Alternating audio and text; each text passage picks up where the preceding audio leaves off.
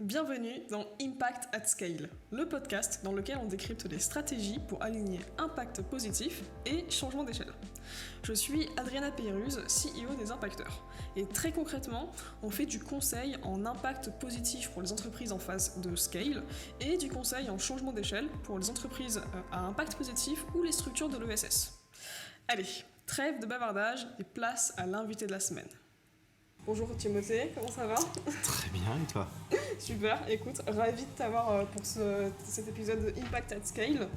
On va parler aujourd'hui de comment mettre l'impact positif et une démarche de RSE en action au sein d'un éditeur de logiciels, ce que tu fais aujourd'hui, et de manière générale dans le milieu du numérique. Mais avant ça, est-ce que je peux te demander de te présenter rapidement ? Alors, je m'appelle Timothée, j'ai 43 ans, j'ai un fils et une fille qui arrivent tout bientôt, le mois prochain. Je suis ingénieur de formation dans l'énergie, mais j'ai fait toute ma carrière dans le numérique, donc depuis une bonne vingtaine d'années maintenant, avec un petit passage par Médecins sans frontières à un moment, et entrepreneur depuis un peu plus de 15 ans. Donc, j'ai monté plusieurs structures, dont 2 qui m'ont fait vivre. Oxfos d'abord, qui faisait du site internet WordPress, que j'ai revendu en 2014 pour me concentrer sur le développement de Tilki, que j'ai cofondé avec Sylvain, et que j'ai cédé tout récemment, il y a quelques mois, à Eifalia. Donc on est vraiment sur serial entrepreneur qui a l'habitude de monter des boîtes et de les revendre sur le papier. On peut se dire pourquoi aujourd'hui tu es Chief Impact Officer de Eifalia ? Énorme prise de conscience.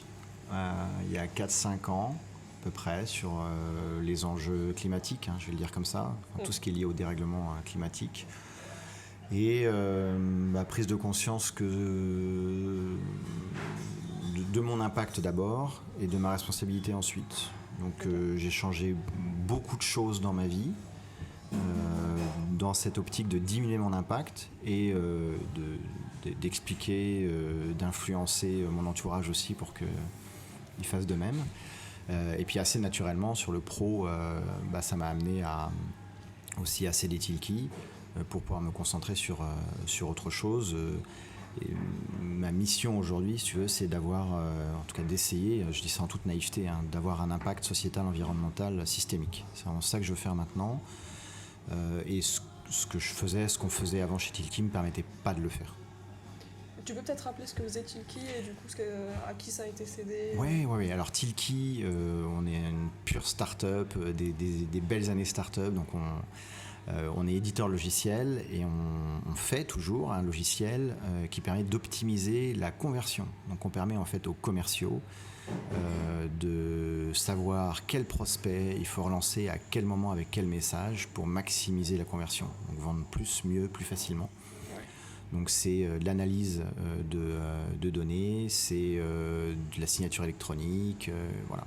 Donc on est dans ce périmètre-là et on a été racheté donc en février dernier par Eifalia, qui est aussi un éditeur de logiciels dans le champ de la dématérialisation. Donc c'est un peu plus vaste, merci, que le focus de Tilki. Et en particulier, ce que fait Eifalia, c'est de la GED, donc la gestion électronique de documents, de processus. Ils ont des portails aussi qui mettent en relation les citoyens avec les collectivités. Voilà. Maintenant, la brique Tilki et d'autres briques, parce qu'ils ont une stratégie d'acquisition de 1 à 2 sociétés par an pendant les prochaines années. Et vraiment sur la croissance externe. Ouais, c'est vraiment le modèle. Ils bossent beaucoup avec le secteur public, en fait.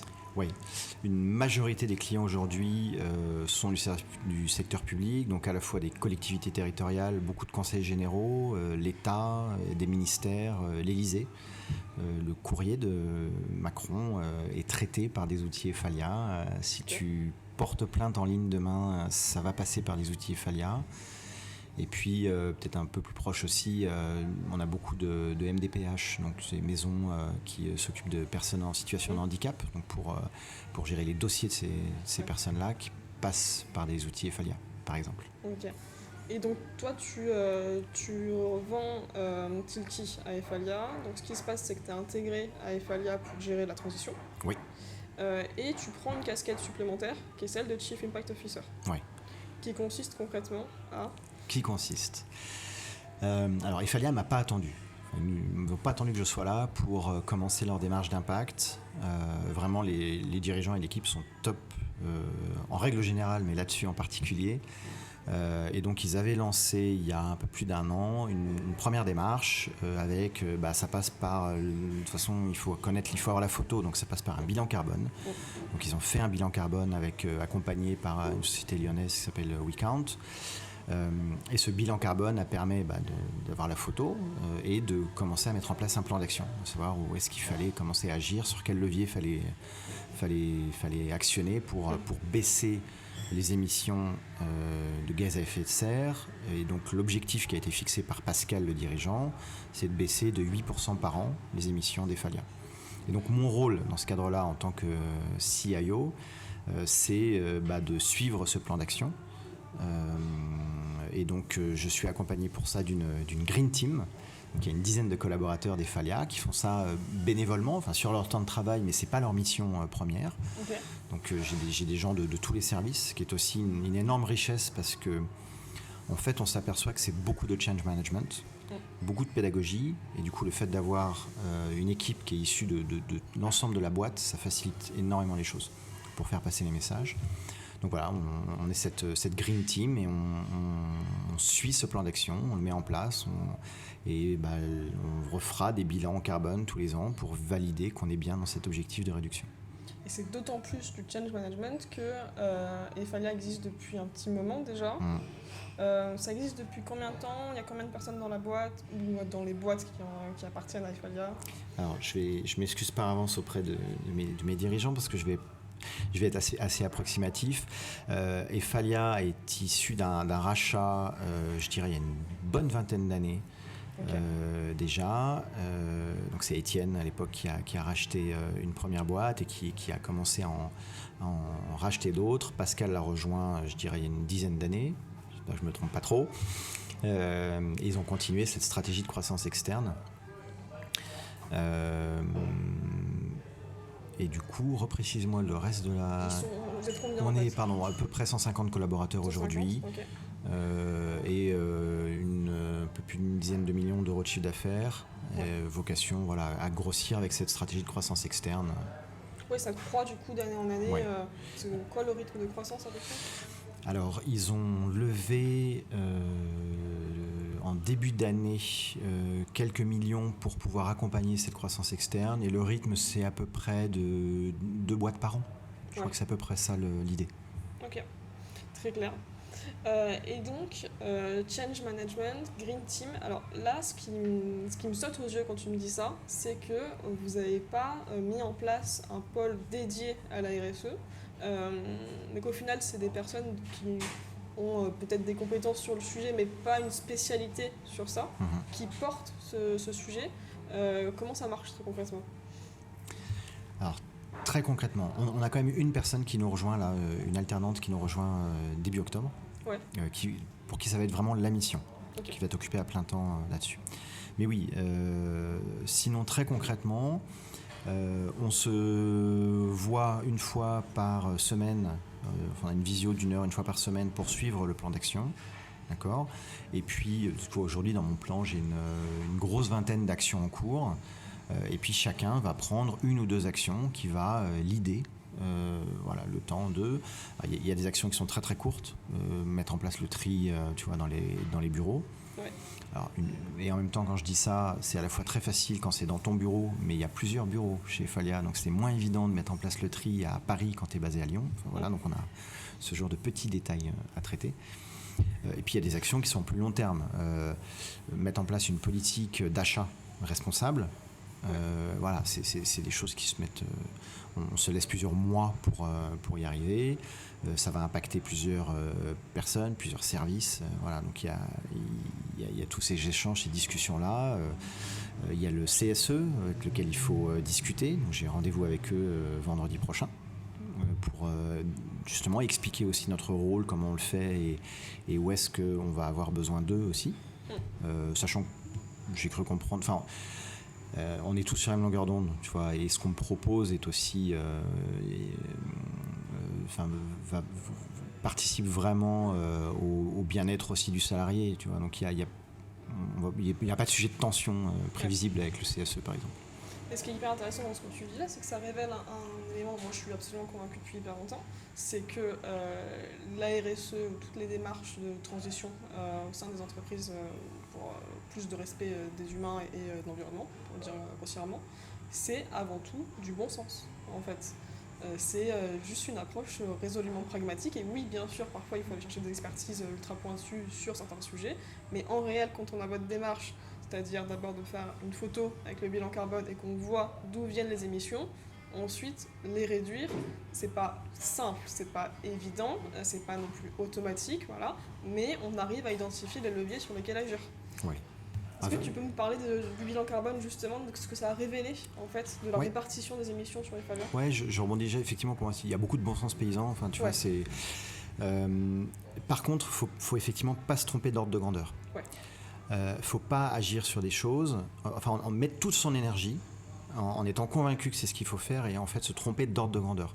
Un exemple à la con, seriner les gens pour qu'ils suppriment leur mail. Alors, tu fais une petite référence à une prise de parole du ministre? Non, ça fait des années, je sais pas pourquoi, quand on parle de numérique, je sais pas quel est le communicant qui a trouvé cette idée à la con de dire bon, on va leur dire supprimer leur mail et c'est réglé. Bien sûr que ça a un impact. Voilà, c'est comme il vaut mieux ne pas mettre en veille les appareils électriques, enfin les débrancher plutôt que de les laisser en veille. Bien sûr, mais en termes d'ordre de grandeur, c'est que dalle. Donc effectivement, la première étape, c'est le bilan carbone, et là, ça demande de l'expertise. Ça demande de s'entourer, ce que Eifalia a fait à l'époque. Voilà. Mais une fois qu'on a la photo, et donc très concrètement, chez nous, un gros quart des émissions, c'est les déplacements domicile-travail. Voilà. Une fois qu'on a dit ça, bon courage, parce que là, je touche à la sphère privée. Donc je ne peux pas arriver avec mes gros sabots en disant, à partir de maintenant, vous allez au bureau à pied. Oui. D'accord ? Je suis chez moi tant que je ne vais pas au travail, sauf que ça contribue aux émissions directes, elles sont prises en compte dans notre bilan. Donc il faut trouver les bons messages, la bonne pédagogie, expliquer, faire comprendre, voilà, pareil, les ordres de grandeur. Il y a des leviers, c'est-à-dire que l'entreprise a des leviers sur le véhicule de fonction, sur les incentives, le forfait mobilité qu'on est en train de mettre en place. Donc aider les collaborateurs sur des modes de transport doux et les aider aussi financièrement. Et puis après, il faut expliquer que l'hybride, c'est une fausse bonne idée, qu'en réalité, si tu prends en compte tous les coûts, les émissions carbone d'un véhicule hybride, c'est globalement les mêmes qu'un véhicule thermique classique. Donc, voilà, c'est pas là où il faut aller. Le premier exemple, c'est les déplacements. Le deuxième source d'émissions, c'est les déplacements toujours, cette fois pour aller voir les clients. D'accord ? Donc, pareil, j'ai des leviers on a des leviers sur la politique voyage, même si encore une fois, ça se fait pas comme ça. C'est des choses qu'il faut expliquer, qu'il faut accompagner. Mais on peut dire, je crois que d'ailleurs c'est le cas aujourd'hui, de dire sur les trajets de moins de 4 heures, train obligatoire. Quand vraiment il y a un déplacement en avion, pas d'escale. Parce que c'est effectivement lors des escales qu'il y a... Bref. Donc voilà, là j'ai des leviers, on a des leviers dans lesquels l'entreprise peut arriver en disant à partir de maintenant c'est comme ça. Vous fixez dans une charte des règles. Voilà. Et puis il y a d'autres choses sur lesquelles c'est beaucoup moins évident aussi, parce que quand tu as ton client qui est perdu au fin fond de la Creuse, t'as pas forcément d'alternative, ou tu vas doubler, tripler ton temps de trajet. Voilà, c'est aussi du pragmatisme, il faut jongler avec ça. Voilà, et ça touche encore une fois le personnel. Je peux pas dire au chef de projet, à partir de maintenant vous prenez le train, même si vous allez y passer 6 heures au lieu de 2 heures de voiture. C'est pas entendable. Le personnel, et puis aussi l'autonomie et l'indépendance des responsables de pôle, au final, qui ont aussi leur propre budget à gérer, qui peuvent dire non, nous on a toujours fait comme ça pour l'équipe. Alors c'est toujours l'équilibre. Il y a toujours eu, dans mon premier métier, justement j'étais chez un éditeur de voyage d'affaires, optimisation de voyage d'affaires, donc on allait toucher la politique voyage, et déjà à l'époque, quand on disait ce genre de choses, il vaut mieux privilégier le train par rapport à l'avion, déjà à l'époque c'était des cris d'effroi. Voilà. Donc bon, les mentalités évoluent, mais néanmoins oui, ça vient toucher à la responsabilité, tu l'as dit, des pôles individuels, etc. Justement, en rentrant un petit peu dans le détail de votre bilan carbone, est-ce que tu as des chiffres à me donner et à nous partager et du coup, tu as parlé de un quart sur les déplacements. Quels sont les autres principaux pôles d'émission? Alors, les principaux pôles d'émission, et je suis désolé, j'ai pas le chiffre exact et qui, du coup, veut, à mon avis, pas forcément dire grand-chose. Ce qui est pour moi beaucoup plus intéressant, c'est de voir la répartition. Donc, il y a à peu près un quart sur les déplacements. Quand tu ajoutes tous les déplacements, en fait, on arrive plutôt à un gros tiers. Okay. Ensuite, il y a les locaux. Donc, toute la... Alors, et d'ailleurs, je peux te donner rapidement les grosses actions qu'on met en place en face. Ouais. Donc sur les déplacements, on est dans une phase de sensibilisation, d'explication, d'incentive, de forfait, etc. De fournir des vélos électriques si c'est nécessaire, en faisant attention aux effets rebonds. D'accord ? Parce que tu fournis un vélo, du coup ceux qui venaient à pied vont prendre le vélo. Ouais. Voilà, donc faut faire attention à tout ça. Pareil, donc sur les déplacements professionnels purs, effectivement, c'est privilégier l'avion, limiter les déplacements quand c'est possible, la visio. Le train t'a dit privilégier l'avion. Pardon, évidemment. Lapsus. Et premier point, et c'est valable aussi sur le perso, c'est privilégier le télétravail et les visios. D'accord ? C'est le premier levier en fait qui est hyper facile à... Vous êtes sur quelle part de télétravail là actuellement ? C'est 3 jours. 3 jours par semaine par semaine, et puis après il y a une bonne partie des collaborateurs qui sont en full télétravail parce que ils habitent pas forcément à côté des bureaux, ouais. Voilà, parce qu'il y en a qui ont bougé, voilà, parce que avec cette dynamique de croissance externe, quand tu rachètes une boîte qui est en Bretagne, voilà. Ouais. Donc ils ont toujours été habitués à ça, il faut dire. Okay. Autant, tu vois, chez nous, chez Tilki, le Covid a beaucoup bougé les mentalités. Chez Falia, j'ai l'impression que ça, voilà, ils étaient déjà habitués. Donc, les locaux. Le troisième gros pôle, c'est déjà limiter la surface. Donc, c'est passé au flex office. Tu vois, à Lyon, la surface des locaux, je vais dire une bêtise, mais c'est autour de 100-150 mètres carrés, alors que tu as potentiellement une centaine de collaborateurs qui peuvent venir bosser. Quand tu dis les locaux, pour préciser, qu'est-ce qui est générateur d'émissions de gaz à effet de serre là-dessus ?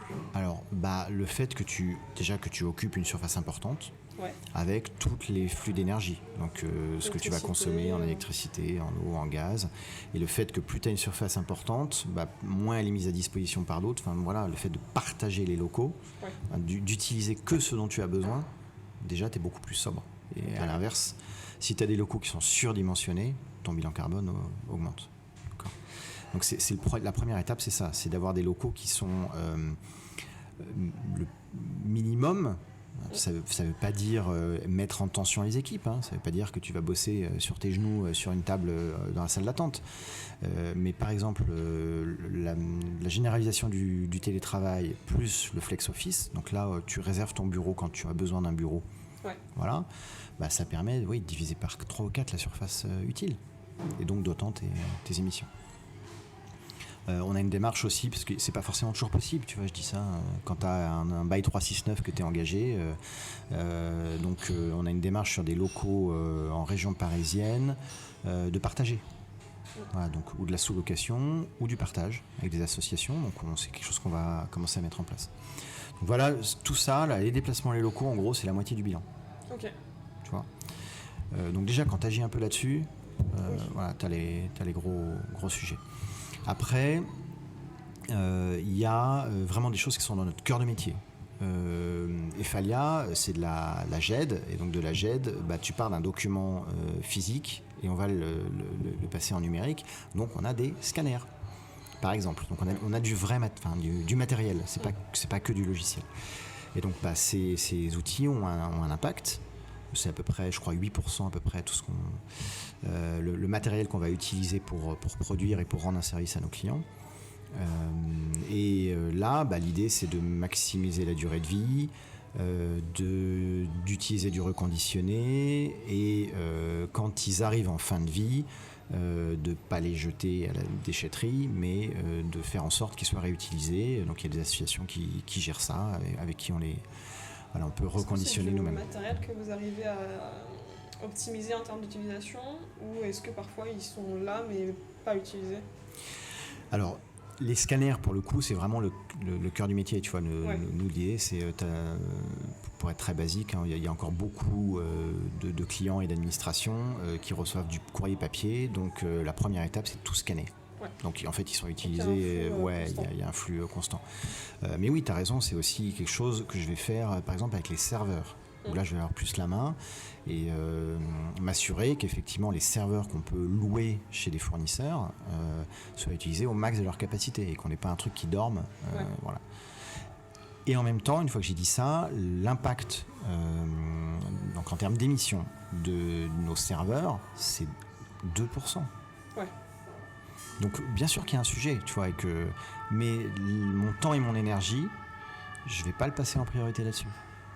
Alors, il se trouve que c'est mon appétence, j'adore l'infra, voilà, et ça fait partie de mes casquettes, donc j'ai l'impact et l'infra, okay. Donc bien sûr que c'est un sujet sur lequel je travaille, parce que ça permet aussi de rationaliser les coûts, pas être non plus... Alors comment ça se passe, du coup, si tu as vraiment une casquette poussée là-dessus, comment on fait pour optimiser ça? Déjà, c'est un petit peu aujourd'hui... À cause de l'histoire des Falia, donc des rachats, la priorité des équipes, c'est de s'assurer que ça tienne le coup. Tu vois, quand tu rachètes une boîte, tu t'assures que... Voilà. Et donc, il y a des situations qui restent telles quelles pendant des mois, voire des années. Par exemple, on a plein de fournisseurs. Différents. Pour chaque entreprise rachetée. Voilà. Et la priorité, c'est pas de tout rationaliser, c'est pas à l'américaine, j'arrive, c'est leur priorité, et c'est, je pense, plutôt bon sens paysan, c'est de s'assurer que le client soit servi correctement. Ouais. Et voilà. Et donc, on démarre cette phase de rationalisation. Donc concrètement, aujourd'hui, j'ai 5 ou 6 fournisseurs, donc c'est déjà tout rassemblé au même endroit. C'est bête, mais rien que ça, tu fais des économies d'échelle, voilà. Il se trouve qu'en plus, vu la typologie de clients qu'on a, on bascule sur des systèmes extrêmement sécurisés, ce qu'on appelle le Secnum Cloud, qui est la nouvelle norme de l'ANSSI, ce qui est le plus sécurisé, voilà. Okay. Chez un gros fournisseur français qui est en 3 lettres. Je pense que tout le monde pour pas le nommer. Et donc voilà, l'idée c'est déjà de ramener à peu près tout ce qu'on a chez OVH. Dans des gros clusters sur lesquels on a la main et sur lesquels nous on va pouvoir justement optimiser les ressources utilisées en fonction des besoins des clients. Et c'est la première étape qui va déjà me prendre quasiment une année. Ouais. Tu vois, j'ai déjà ça, une année pour rassembler tout, pour tout migrer au même endroit. Et est-ce que chez OVH, tu as des offres qui permettent d'avoir, je ne sais pas ce que tu en penses, des serveurs green, je ne sais pas si tu as constaté effectivement qu'il y avait vraiment des serveurs sur lesquels tu as une meilleure performance énergétique? Alors ils sont en train de travailler dessus, je parlais hier avec eux. Donc chez les hébergeurs, le Metrix qui permet c'est ce qu'on appelle le PUE, c'est la puissance... putain, je ne vais pas me lancer dans l'acronyme, bref, c'est le PUE. En gros, c'est quand tu injectes 1 kilowatt d'énergie, combien de kilowatts utiles tu vas pouvoir avoir pour ton serveur, okay. pour ta puissance de calcul. Et chez OVH, ils ont déjà des PUE qui sont intéressants par rapport au reste des Metrix. En plus, l'énergie électrique en France est globalement décarbonée, 80%, 90%. Du coup, on est plutôt pas mal. Néanmoins, ils sont en train de travailler. Ils livrent, je crois que c'est la semaine prochaine, leur dernier data center à Strasbourg, qui diminue encore le PUE. Voilà. En tout cas, c'est vraiment l'un des axes de travail très clairs d'OVH. La bonne nouvelle, c'est que quand tu es pragmatique, le PUE, donc c'est l'énergie injectée, ce que tu en retires, plus tu es sobre d'un côté, moins plus ta facture d'électricité elle diminue. Enfin, c'est en fait pareil, c'est du bon sens paysan. On va dans un monde où l'énergie va être de plus en plus chère, ça, voilà. Donc plus tu arrives à la réduire et mieux c'est. Tu vois, donc pareil, toutes ces démarches qu'on a nous aussi chez Falia, bien sûr que ça nous permet de réduire notre empreinte écologique. Il y a aussi clairement un enjeu financier, où l'objectif c'est de diminuer, de diviser par 2 quasiment la facture globale, voilà, et tout le monde est content. Mais tu vois, je sors pas je suis pas un porte-étendard green à tout prix. Il y a aussi des effets d'économie d'échelle qui sont hyper importants et intéressants à faire. Il y a des moments où s'engager dans cette démarche, ça représente un coût. Oui. Il ne faut pas se le cacher non plus. Et d'autres moments, ça représente une opportunité financière. Exactement. Typiquement, tu vois, accompagner les collaborateurs, ça représente un coût primaire. C'est-à-dire que vraiment, l'entreprise va aider les collaborateurs, va payer des prestations que n'avaient pas lieu de payer aujourd'hui. Ouais. Par contre, effectivement, on va récupérer sur les serveurs. Honnêtement, j'ai pas fait le budget et l'échelle. Parce qu'on a une démarche là-dessus assez empirique et Pascal est hyper volontaire. Dès que ça peut aider et accompagner cette transition et cet objectif de baisse de nos émissions, il le fait. De toute façon, on est sur des budgets raisonnables. Je ne vais pas injecter des dizaines de milliers d'euros. Voilà. Donc, dès qu'on peut le faire, tu vois, aider. Donc, le forfait mobilité, c'est autour de 400 € par collaborateur qui en fait la demande et sur justificatif. C'est ça le cadre légal. Ouais. Même à 100 collaborateurs, s'ils vont tous sur le vélo, ce qui ne sera pas le cas, il n'y aura pas de limite, quoi. Ce sera des budgets, tu vois, 100 x 400, ça reste honnête. Donc si on reprend, donc là, on a un gros pôle sur les déplacements, un gros pôle sur les bureaux et gros pôle sur un pôle modéré finalement sur le matériel et les infrastructures cloud, grosso modo derrière. Là, on a fait le tour des émissions ? Non, on n'a pas fait le tour. Après, tu as tous les achats, la nourriture. Ouais. La nourriture, quand les collaborateurs mangent le midi. Yes. Et pareil, hein, là, on atteint la sphère privée. Est-ce que tu as envie de manger moins de viande ? Très concrètement, en fait, les leviers, il n'y en a pas 50, hein, c'est la viande. Ouais. Encore une fois, celui qui a le plus gros ROI, c'est la viande. Donc, on sensibilise, on met des affiches dans les bureaux. Mais je peux pas, et c'est pas non plus une volonté. Tu vois, je vais pas dire à partir de demain vous arrêtez la viande, ça a aucun sens. Voilà, mais c'est de la pédagogie, de la sensibilisation. Ensuite, donc tous les achats, quels qu'ils soient, mais je pense en particulier aux goodies, tu vois. Donc évidemment arrêter les trucs à la con, qui font bien sur un stand, mais dont qui vont être jetés dans les 48 heures et fabriqués à l'autre bout du monde, bah oui, tout ça faut arrêter. Donc on va sur des objets utiles. Donc il y a eu la tendance de la gourde à un moment. Tout le monde avait 10 gourdes chez lui du coup. Voilà, donc on trouve d'autres sujets comme ça, sur des choses qui sont plus fabriquées en France, mais aussi beaucoup plus chères. Donc voilà, faut trouver mais on en met moins. Enfin voilà, donc c'est. La décoration des bureaux au final aussi, tout ça joue en fait. Décoration, ouais. Alors c'est vrai qu'aujourd'hui on n'est pas dans un sujet. J'ai pas ce sujet-là sur ma table parce qu'on n'a pas des nouveaux bureaux. Mais la question pourrait se poser. Je l'ai eu chez Tilki par exemple. Ouais, le mobilier. À l'époque, le mobilier, etc. Ce que tu prends. Alors, tu vois, à titre perso, je fais quasiment que de l'occasion. Je me suis engagé à n'acheter que 10 objets neufs par an. Ouais. C'est mon max. C'est aussi moins évident de le proposer à l'entreprise. Ouais. Voilà, le proposer, il n'y a pas de problème. Mais après que ça devienne le cas. Mais voilà, je suis plus dans une démarche d'expliquer ce que je fais et pourquoi je le fais et que ça diffuse. Et après, donc il y a encore des détails dans le camembert des émissions. Et en fait, il y a un gros sujet. C'est tout ce qu'on appelle les flux monétaires. Ok. Voilà, qui sont difficiles à quantifier. Donc c'est toutes les prestations intellectuelles que tu vas prendre, toute la trésor qui est dans la banque, qui va générer des émissions de façon indirecte. Voilà. Et en fait, dans le bilan carbone, tout ce qui est flux monétaire, chez nous, ça représente quasiment la moitié des émissions. Donc tous les chiffres que je t'ai donnés jusqu'à maintenant, c'est hors ratio monétaire. Ok. Ah oui, c'est. Donc les ratios monétaires, c'est la moitié. Ouais. Donc c'est là où il faut agir en priorité, en fait. Et là où il faut agir en priorité, c'est des politiques. Parce que, politique d'achat de prestations intellectuelles, et c'est auprès des partenaires bancaires. Ouais. Voilà, c'est là où il y a un vrai sujet. Et c'est. Donc ça veut dire que Eiffage peut changer de banque pour cette raison-là. Alors je ne vais pas m'engager pour mes dirigeants. Bien sûr. Mais tu vois, on en parlait en intro d'une banque comme la Nef. Ouais. Mon humble avis, il vaut mieux placer ce que je fais à titre perso, sa trésor à la Nef qu'ailleurs. Ouais. Il suffit de prendre, il y a des classements. Oui, le top 10. Voilà.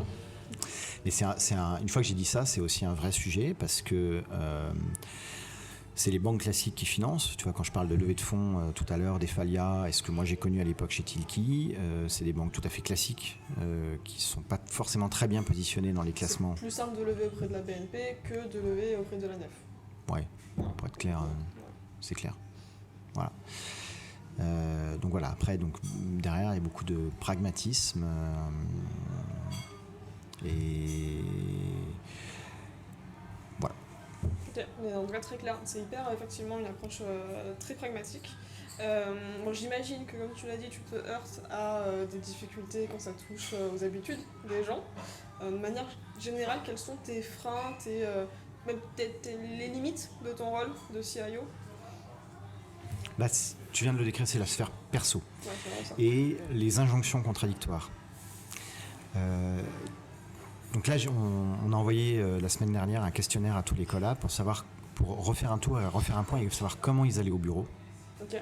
Donc sur une semaine type, 5 jours, comment je vais au bureau, donc 2 jours de télétravail, puis le reste du temps, j'y vais en voiture. Voilà. J'ai quelqu'un qui m'a répondu en disant moi je veux bien faire des efforts, tu vois, et c'était vraiment de la bonne volonté. Mais j'ai une voiture de fonction, partie de mon package, qui est une voiture hybride, voilà. J'ai essayé le train, il est bondé et ça fonctionne pas, j'arrive en retard, il est bondé, ça ne fonctionne pas, donc j'aimerais bien, mais j'ai vraiment pas de levier. Donc c'est ces injonctions contradictoires de il faut réduire, mais j'ai ou pas forcément la possibilité, ou en fait j'ai une solution qui est existante, tu vois, sa voiture de fonction. Effectivement, dans l'absolu, il vaut mieux qu'elle serve plutôt qu'elle reste au garage. Ouais. Tu vois, quand tu prends en compte les émissions liées à la création, à la fabrication, qui est l'essentiel en fait. Voilà, qui est la majorité. Du coup, une fois que c'est là, effectivement, il vaut mieux l'utiliser de façon modérée, mais voilà. Bref. Plutôt qu'elle dans au garage, ou la redonner, la revendre, mais il vaut mieux qu'elle reste dans le circuit. Donc voilà, c'est ces injonctions contradictoires et c'est ces changements de... c'est cette pédagogie qui pour moi est le plus complexe. Voilà. Je pensais, tu vois, pouvoir arriver avec à grands coups de baguette magique ou tu vois, avant avec Tilki, quand tu es cofondateur, tu as une sorte de joker, de carte, tu vois, tu peux arriver, tu prends une décision et le lendemain c'est appliqué. Et même si c'est une mauvaise décision, personne ne bronche. Tu vois, je caricature un peu, mais il y a un peu de ça. Là, je débarque dans un groupe déjà un peu plus gros et je me rends compte que cette carte de super, c'est pas du tout la meilleure solution. Hein. C'est une décision très court terme. Donc il y a un côté un peu frustrant de dire ça va prendre du temps, il faut expliquer, voilà. Et en même temps, les gens qu'on arrive à convaincre en diffusant des infos, c'est durable et c'est aussi dans le perso. Ouais. Finalement, toutes les sensibilisations qu'on fait, ça va être dans la sphère perso. Tu parles de sensibilisation, c'est concrètement des ateliers, je parle presque du CNUA par exemple ou Exactement, okay. On a décidé maintenant d'avoir une fresque lors de l'onboarding. Okay. Donc il y a 3 jours d'onboarding pour les nouveaux collaborateurs. Et là, l'objectif, c'est de mettre une fresque maintenant. Alors dès qu'ils arrivent, ils sont sensibilisés, mais est-ce que lors du recrutement, il y a aussi cette information-là qui pourrait faire une sorte de tri naturel, tu vois? Il y a dans le contrat de travail et le règlement intérieur une sorte de charte écologique, effectivement, qui est, tu vois, c'est proposé. Enfin, comment dire, on dit que Ephalia est engagé, tu vois, et ce qui est réel, voilà.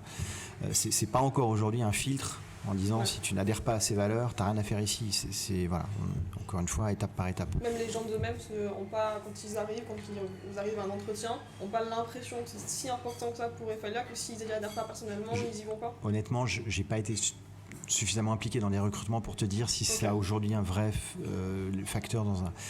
Par contre, tu vois, je parlais des déplacements et de la voiture de fonction, qui est un sujet, chez les commerciaux en particulier.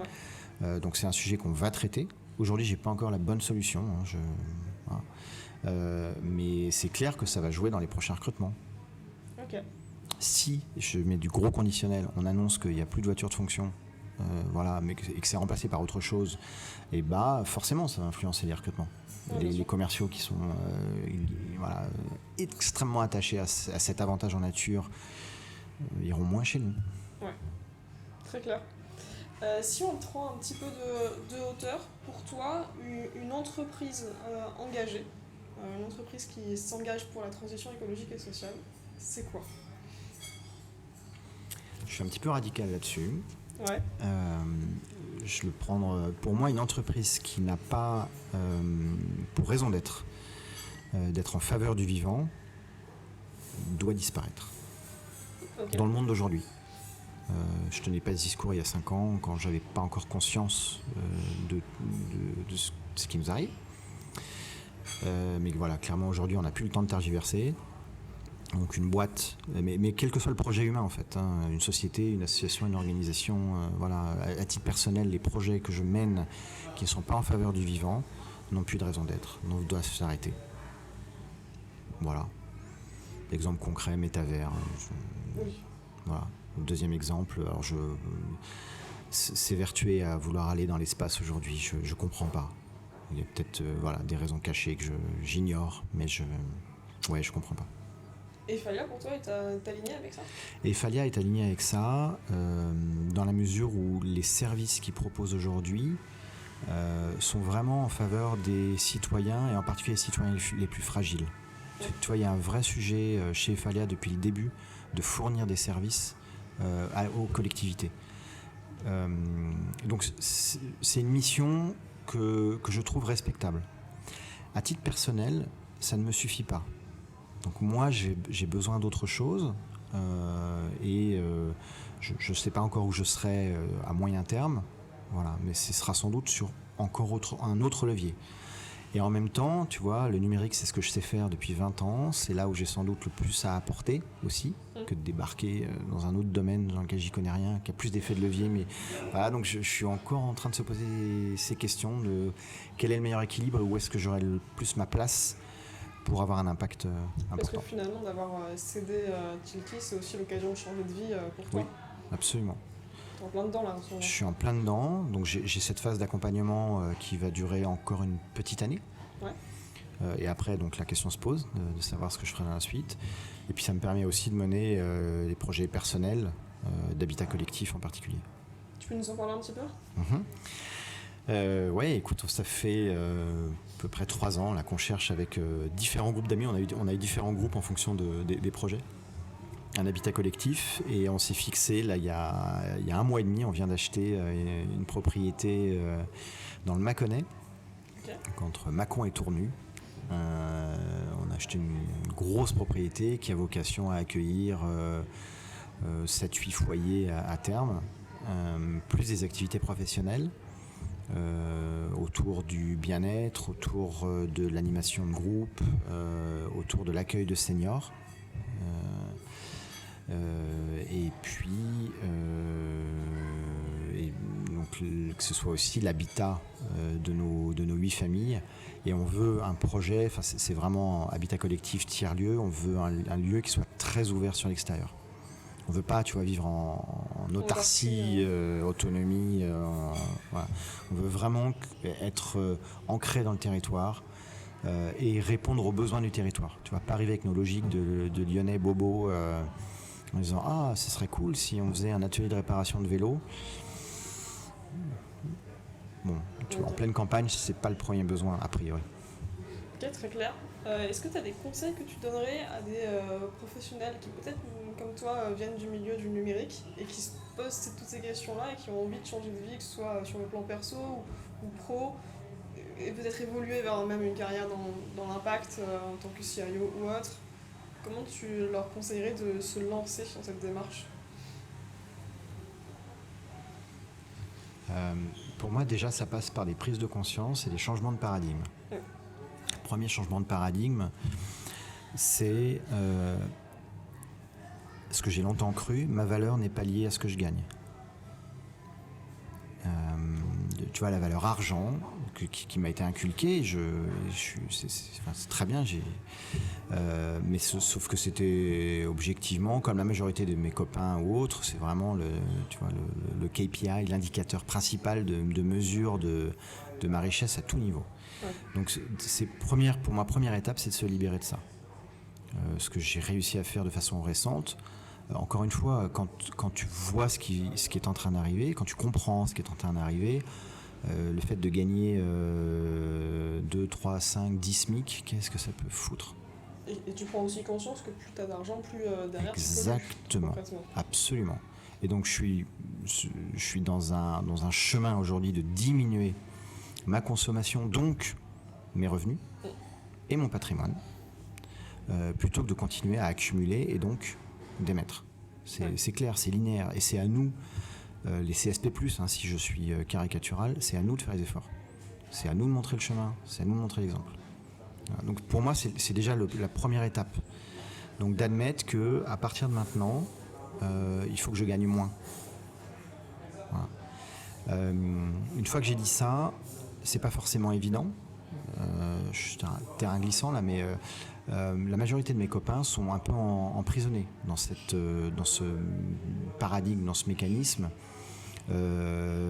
Parce que c'est ce qu'on nous a inculqué, tu fais une bonne école, tu as un bon métier avec un bon salaire, du coup tu mets toutes les dépenses en face qui vont bien. Donc tu as une belle maison, accessoirement une belle voiture. Et donc tu as un gros emprunt. Ouais. Voilà, tu as des belles charges. Et changer, pouvoir basculer sur autre chose, c'est pas aussi évident. Ouais. Voilà, donc moi j'ai réussi à m'en libérer, je suis encore en cours, attention, je dis ça avec beaucoup d'humilité, je suis en chemin, ça passe par effectivement vendre mon appartement et pouvoir mettre mon patrimoine à disposition du collectif dans ce nouvel habitat. Mais voilà, il faut aussi pouvoir le faire, et en toute honnêteté intellectuelle. Donc, il y a des charges qui vont être compliquées à arrêter. Et puis il y a des charges en fait sur lesquelles c'est pas très grave si j'arrête de me faire livrer tous les 2 jours et que livrer des livreaux, de la bouffe. Et si mon fils en l'occurrence fait pas une école de commerce à 30 000 balles l'année, il fera autre chose. Ok, voilà. Très clair. Écoute, je pense qu'on peut peut-être s'arrêter là.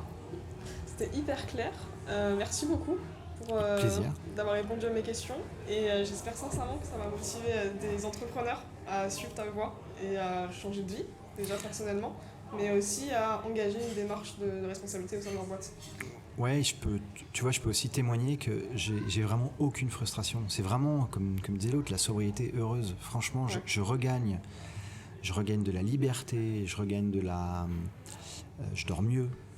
Même si j'ai encore un sommeil un peu fragile, mais je dors mieux. Le fait, tu vois, financièrement, de me libérer de ces obligations-là, ça me redonne des volants de liberté. Je peux faire beaucoup plus de choses qu'avant, en fait, paradoxalement. C'est moins de contraintes. Ouais. Trop bien. Merci beaucoup. Avec plaisir. Boum, l'épisode est fini, mais on va envoyer à nos abonnés une ressource complémentaire de folie. Du coup, si t'es pas abonné, clique sur le lien en description. Et si t'es déjà abonné, tu gères.